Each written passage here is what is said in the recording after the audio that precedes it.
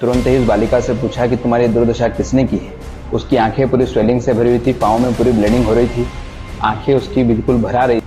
मित्रों नमस्कार। मध्य प्रदेश में उज्जैन की सड़कों पर खून से लथपथ अर्धनग्न अवस्था में एक बच्ची 8 किलोमीटर तक सड़कों पर भागती रही, लोगों से मदद मांगती रही, लेकिन किसी ने भी उस बच्ची की मदद नहीं की।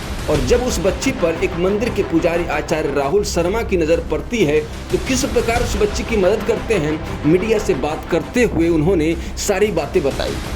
तुरंत ही उस बालिका से पूछा कि तुम्हारी दुर्दशा किसने की है।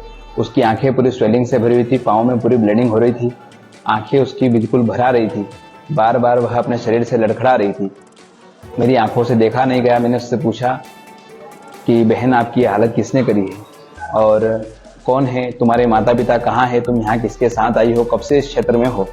लेकिन वह बालिका अपनी ही भाषा में कुछ बोल रही थी जिसे मैं समझ नहीं पा रहा था। बार बार वह कुछ बोलने का प्रयास कर रही थी लेकिन मैं समझ नहीं पा रहा था। 2-3 बार मैंने पेन कापी भी उसके हाथ में दिया कि यदि मैं समझ नहीं पा रहा हूँ या तुम बोल नहीं पा रही हो तो इसमें लिख करके कुछ बताओ।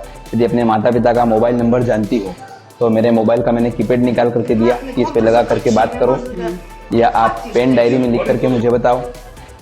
लेकिन वह बालिका उस विषय में मेरी कोई मदद नहीं कर पाई। मैंने उससे पूछा कि बेटा भूख लग रही है। उसने कहा हाँ मुझे भूख लग रही है। ऐसे हाँ का उसने संबोधन किया। मैंने तुरंत अपने आश्रम में जो स्वल्पाहार में दलिया नमकीन बना था वो बुला करके उस बालिका को दिया खाने के लिए।